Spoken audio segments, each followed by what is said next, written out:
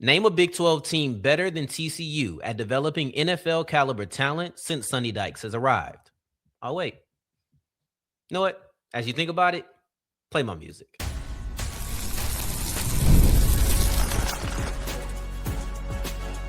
You are Locked On Horned Frogs, your daily podcast on the TCU Horned Frogs. Part of the Locked On Podcast Network, your team every day. What's going on, family? Welcome back to another episode of the Locked On Horned Frogs podcast, your number one daily one-stop shop for everything TCU athletics, Monday through Friday, part of the Locked On Podcast Network, your team every day.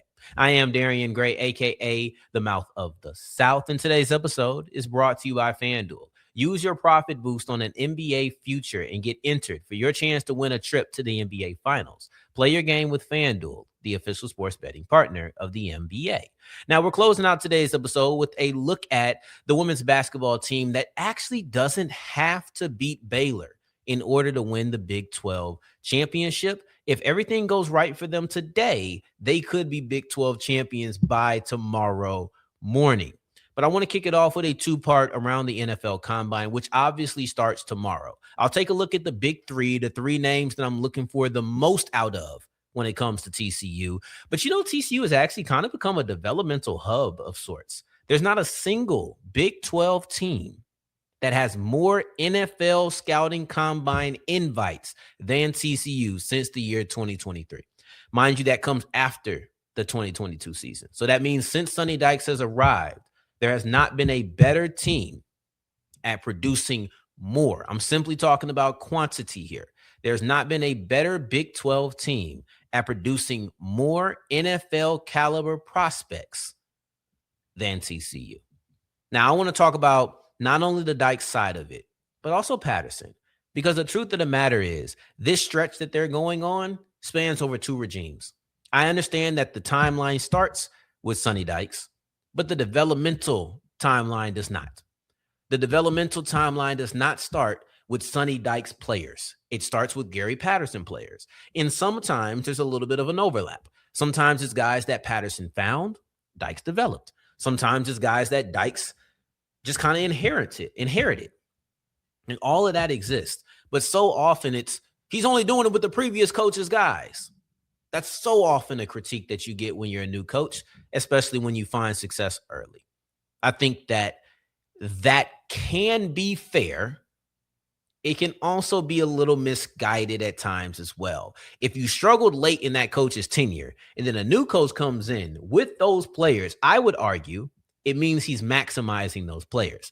But I think that it doesn't matter who you want to give credit to. I actually believe Dykes and Patterson, or the overlap between the Patterson to Dykes era and this still being a thing, screams volumes. It actually says more about the school in general. But Sonny Dykes is a big part of that. I want to go through not only this upcoming class, which is Kaleb Elarms-Orr, Bud Clark, Eric McAlister, Namdi Obiazor, and DJ Rogers. I not only want to go through those players, but I also want to go through the players who have made it in previous seasons. And we're going to look at it. Now, that first year, I'm going to tell you, it's Patterson heavy. It's GP heavy when it comes to who was able to make it to the NFL Combine. That's fine. I'm not worried about that. It begins to spread out and kind of diversify as time goes on. But that first year makes sense. A lot of those players are seniors. A lot of those players have been in the program for a few years. It's not as if Dykes went and got a bunch of transfer players, brought them onto the 2022 team, and then said, voila, right? I'm trying to go to France this year, so let me start speaking it right. Voila. That's not what happened, right? Like that it was a process for Dykes to get his players in here. To me, I would say it's a feather in the cap of TCU to have this many prospects. I asked the question in the beginning, who's better? And the answer is obviously nobody. So as you're looking around to a Baylor, and I know we take shots because that's the rival, but you can take a look at an Iowa State. You can take a look at a Cincinatti. You can take a look at I'm trying to think about teams who haven't been up there. You can look at a Utah, right? Like you can look at a lot of these teams. Texas Tech, BYU, they have wins over you. They have clear advantages. And though Utah does as well, I don't think Utah was ever viewed that way nationally. So maybe when it comes to the recruiting war, the idea of how good they were versus how good you were wasn't necessarily a big discrepancy in many people's mind. In actuality, it was. But in recruiting, it's all about perspective. It's all about how you dressed it up. And I don't think there's a better outfit to walk into a living room and say, look at what I've done for my previous players. I don't think anybody in the world responds negatively to proof of concept. The only people who respond negatively to proof of concept are those who are asked to prove their concept and can't. Because if you actually are pitching something to somebody, if I tell you this is my idea, a lot of times, if I tell you I've also done it here, I've also been able to make it work like this. This is a small scale version of it, right? Like this is the idea of pitching means you must prove why your idea is viable. And as I step into this living room and I talk to this 17, 16, 18-year-old high school student who's trying to figure out where they want to go in the next step of their life, you got to say why TCU is good. And it's not just, hey, this is my system. It's not just that. It's also, look what I've done for a guy like Bud Clark. Look what I've done for a guy like Quentin Johnston, right? Like think about the names that you could throw out there that fit the mold. A Kendre Miller, right? Like there's so many players throughout the years, and you want to go offense, defense. You even got long snappers out here making it to the NFL Combine. So when you're talking about TCU's ability to develop, they've hit every single metric. They've seen offensive linemen and defensive linemen. They've seen quarterbacks. They've seen wide receivers and running backs. They've seen DBs. They've seen linebackers. They've seen safeties, right? Like you've seen the entire scope over the 4-year span with Sonny Dykes. So I think that in general, huge feather in the cap, but it's also something I'm not going to stop talking about.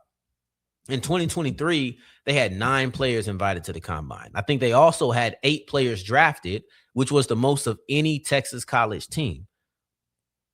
Those type of things have an expiration date, but we haven't reached them yet. Just going to be honest with you. There's going to be a point when you can no longer say, look at the amount of talent I put out there in 2023.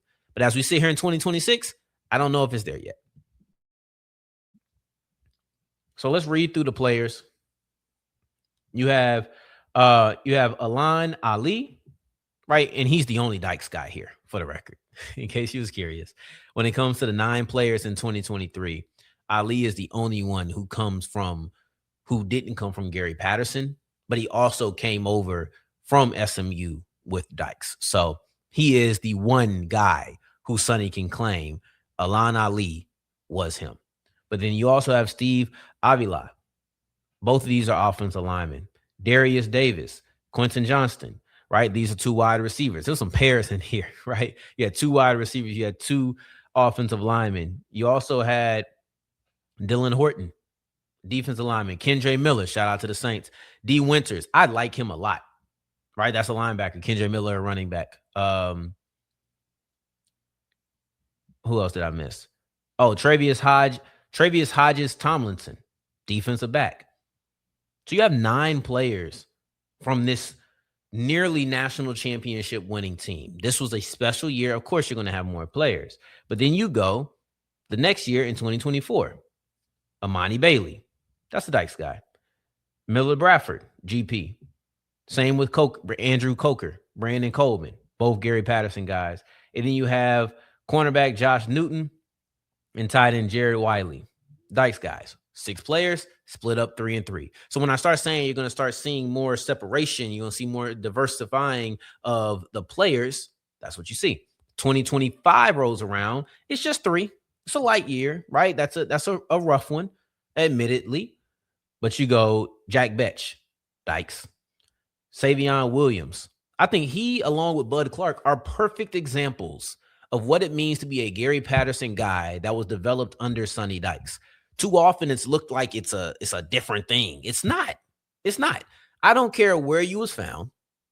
Sometimes you can be developed by a different coach. When your coach leaves, Savion Williams did not do much until he got his opportunity with Sonny Dykes. That was a Dykes development guy. And then but the last one, you get Brent Matisic. And that's a Gary Patterson guy. It's also a long snapper.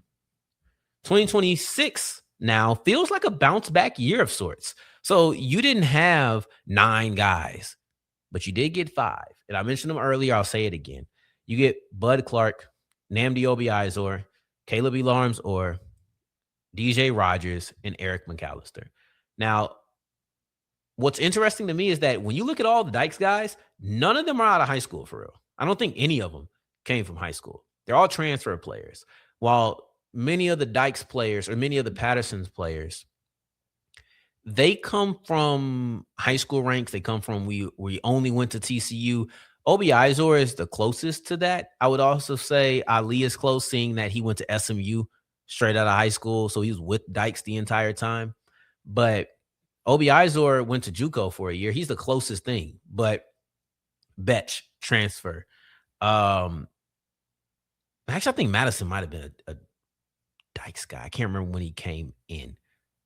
I can't remember. I think he might have been a Dykes guy. But if he didn't transfer in as well. But Clark, GP guy, like I said, he came in with GP, but boy, he developed in the time that Dykes was there. I think he played enough. He developed enough from the time that Sonny Dykes became the head coach to now, to where you would have to say his development falls in the Dykes era. Even if you want to start saying he's a GP guy. I don't really care if you want to focus on how they got to the program, what happened when they were at the program. TCU has shown a knack to spot and develop talent. They've done it at every position too.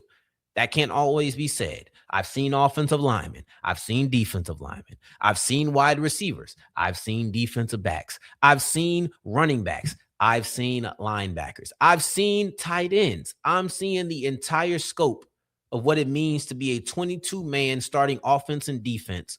You're seeing pretty much every position that's being represented.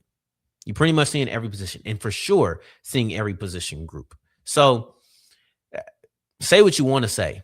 We can have complaints, but there's not a better team in the Big 12. There's not a team in the Big 12 that since Sonny Dykes has gotten here can say that they've put more players into the NFL scouting combine than TCU has. Not a team.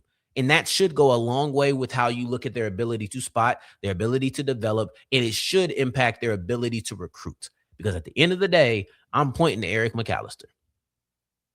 I'm pointing to Eric McAlister and saying, look what I did for him. I'm pointing to a Jack Betch. Look what I did for him.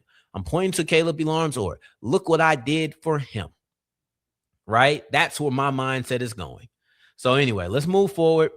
And also, I'm going to leave it alone. I was going to add something. And one more thing.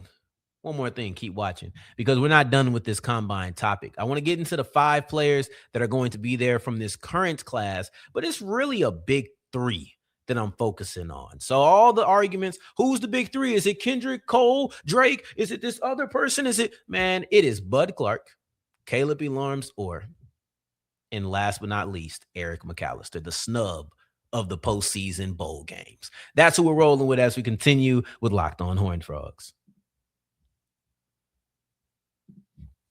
Have you ever wanted to experience the NBA Finals live and in person? Well, it's time to make your dreams a reality with FanDuel. It's easy. It's simple. All you have to do is use a profit boost on an NBA future. I keep saying this. My guy, Tramel, even though you didn't call me back today, I told you to call me when you got off work. I'm on your head now, but that's neither here nor there. I still want him to put a profit boost down on his NBA future so he can go watch his Detroit Pistons in the NBA Finals. Hopefully they're able to make it for his sake.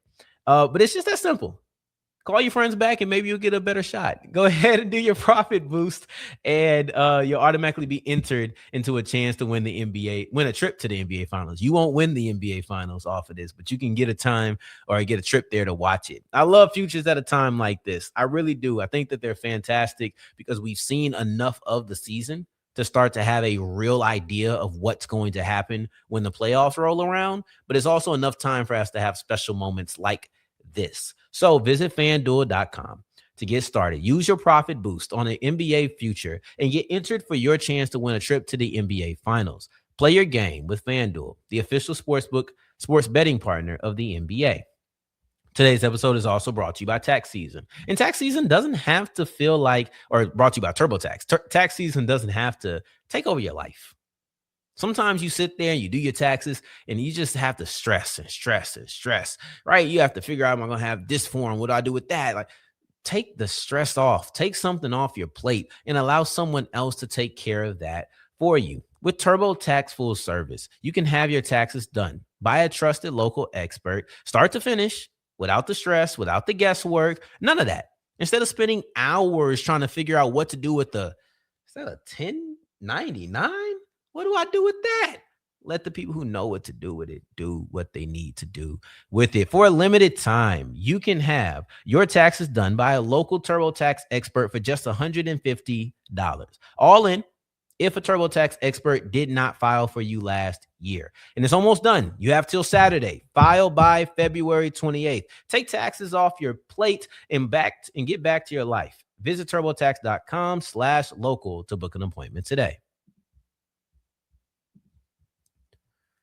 As we continue rolling on today's episode of Locked On Horned Frogs, I appreciate you for making this your first listen of the day every day. Make sure you're also joining the Locked On Horned Frogs Discord. It's a super chat where we just sit there and we just discuss all day what's going on. We're getting to March Madness time, so this is one of the craziest moments. Give me your best justification for why the men's team should make it into the March Madness tournament, right? So give me your best justification on that. I think that would be pretty cool. So they also just beat Arizona State pretty well, 90-78 last night. But let's move forward because we're looking at this NBA or NFL combine. And to me, I understand that there's 5 players. I get it. I get there's 5 players who are going to be present from TCU. But I'm really looking at Bud Clark, Kaleb Elarms-Orr, and Eric McAlister. I'll start off with McAlister because I still don't know how he didn't get invited to these bowl games, right? Like the Senior Bowl, the Shrine Bowl. He didn't get invited to either of them. To me, that was insane. He was way too productive. He was nearly a Biletnikoff finalist. I just don't understand. What's the reason? What are we saying? He has touchdown production. He has speed. He has size, right? Like he has yardage. He has explosive ability. He is a deep threat ability or deep threat player at 6'4", 6'5". Like this is a big guy. This is a big guy. And I think measurements are going to be big for him. I'm watching. I want to see what his 40's like. And listen, I get it. Nobody wants to. He's listed at 6'3". I gave him 2 inches. So, but everybody has this thing. We don't care about the 40-yard dash. I do. I'm going to be honest with you. I get it. The 40-yard dash is not the end-all, be-all. Just because you can run fast does not mean that you'll be a good football player. But at wide receiver, 40-yard dashes mean something to me. It's an example of your long speed. It's ability. If you're in the open field, maybe you won't get caught. Like these are things to pay attention to. Wide receiver, running back. These are positions where you will have to run 40 yards in open field at some point. Can I trust you not to get hawked down? Right? Like I'm not trying to sit here and act like you have to run a 4-1. I'm not saying that. But Eric McAlister is a deep threat. He was that in college. And if he comes out and runs fast at 6'3", let's say he runs in the 4.4s, runs in the low 4.5s. That's good. A low 4.5 is going to be really good for his size. I would like to see him in the maybe high 4.4 range just because of how he's able to stretch the field, how he's able to run after the catch. That's going to change the conversation about him. McAlister comes out and runs in a 4.4 range at his size because he's not a small 6'3", right? Like he's not Marquez Valdez-Scantling, right? That's a guy who was a little skinnier. He wasn't thin, but he was skinnier than McAlister looks, so that's a different type of prospect. He's a bigger, taller receiver who stretches the field, who runs well with the ball in his hand. Give me some agility. Let me see your vert. Let me see your broad. I want to see those things because if you're able to do that well, now people are recognizing your athletic profile along with your skill set, and that's just taking your stock through the roof. Let's keep looking at another one. Kaleb Elarms-Orr. Let's not do that. I'm burying the lead. Bud Clark is the star. I have a special affinity and a special interest in what Eric McAlister is able to do. because I think that he was snubbed through a lot of this process. But Bud Clark is the player that everybody is going to look for out of TCU. There may not be a bigger winner when it's all said and done over the offseason than Bud Clark. Bud Clark had a dominant Senior Bowl. Bud Clark was a star almost every day. Those last couple of days, especially getting turnovers, making plays on the ball, showing the ball skills that I think make him a really special player. I do. I've said it before on the Saints Squad show. Bud Clark is the TCU player I hope that my professional team drafts, right? Like I got TCU on my left and I got the Saints on my right. And I'm hoping that just like Kendre Miller, Bud Clark is a player who is able to melt that. I'm hoping that Eric McAlister is a player who's able to melt that. It all depends on how things go early in the draft, but I think Bud Clark has the opportunity to push himself into being a day 2 player. Right now, I think he's a day 3 player. I think he's probably a 4th round pick. He had a great Senior Bowl, pushed him up a little bit, but there's a chance that Bud Clark can turn into a top 100 player if he goes out and has a great showing at the combine. I think he's going to do all of the workouts well, but these scouts get enamored when it comes to they get enamored when it comes to your athletic ability. Yeah, we saw the explosive jump off the tape, but the broad wasn't quite there. We saw some of the speed, but the 40 wasn't quite there. What do you see on tape at the end of the day? What do you see on tape? So, anyway, that's the way that I'm looking at it. That's what I'm interested in getting out of Eric McAlister and Bud Clark. Bud Clark just needs to go tear it down. I don't care what he does. He might just need to have one really good test, a really good broad, a really good vert, a really good 40, a really good bench press, maybe. I don't know if that's going to have the same effect, but just give me a really good 3 cone. Show his ability. His agility could be big because people are going to look at him as a nickelback. People are going to say, can we put him in a slot? And we're going to want to see a change of direction for that. We're going to want to see how do you deal with short area quickness. Like these are things that we're going to look at. So Bud Clark has a lot of eyes on him. It's just time to justify it. Everybody's watching Bud Clark for a good reason. Now he needs to make sure that they're watching him for a good reason, Then lastly, Kaleb Elarms-Orr. Kaleb Elarms-Orr is a player who I don't know what he needs to do. I don't. But I think he just needs to go do something. He's kind of in that Clark range where, not in the range of draft pick, but in the sense that I felt like Bud Clark needed to do something.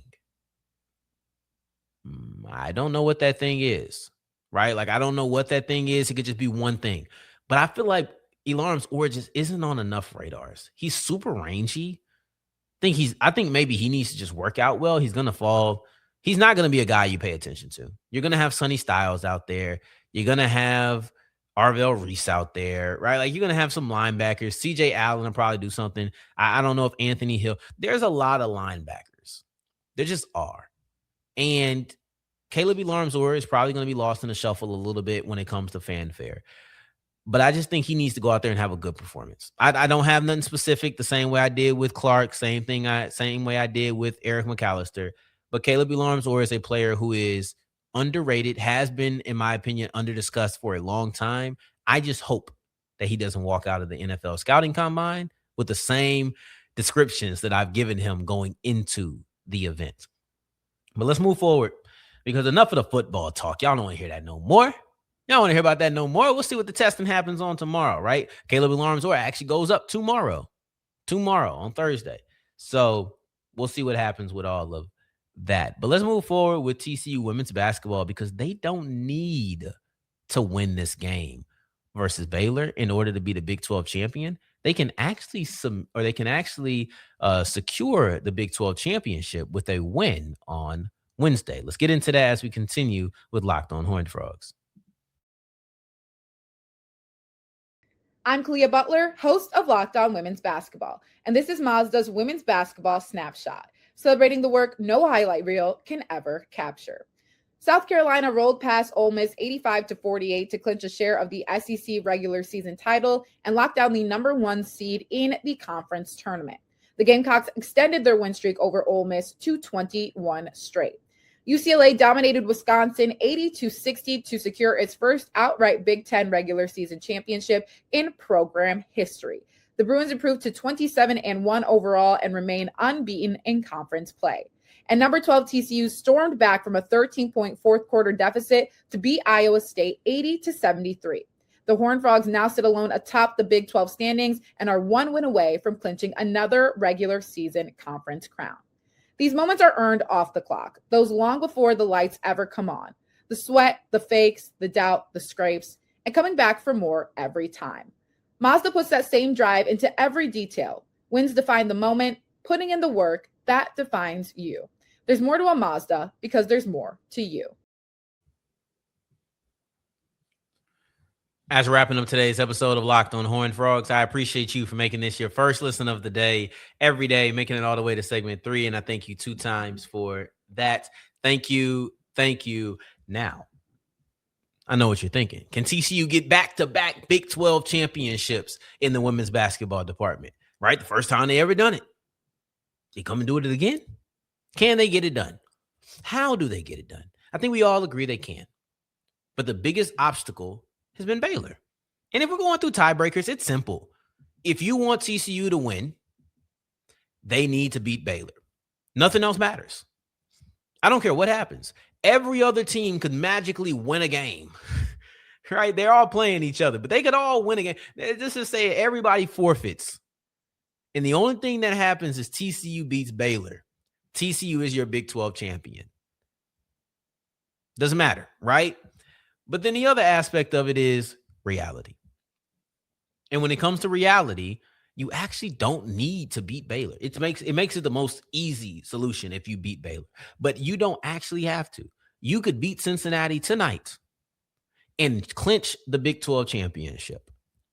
All you need is to win Wednesday, West Virginia to win out. West Virginia needs to win out. But West Virginia win out, and Texas Tech lose. Yeah. No, in Colorado lose. Colorado needs to lose. Colorado loses, you're good. Right? Like that's all you need. And it's kind of complicated, which is why beating Baylor is the easiest way. You know, I put my Doctor Strange time stone on and I went through all of the scenarios. And what it brings me to is a very complicated situation. So let's take a look at the Big 12 tiebreakers. Let's also take a look at the Big 12 rankings. But when it comes to standings right now, TCU is first place, 13-3. Baylor, 13-4. West Virginia, 12-4. Baylor's just played one more game than everybody else. So let's just say Baylor and West Virginia are dead even.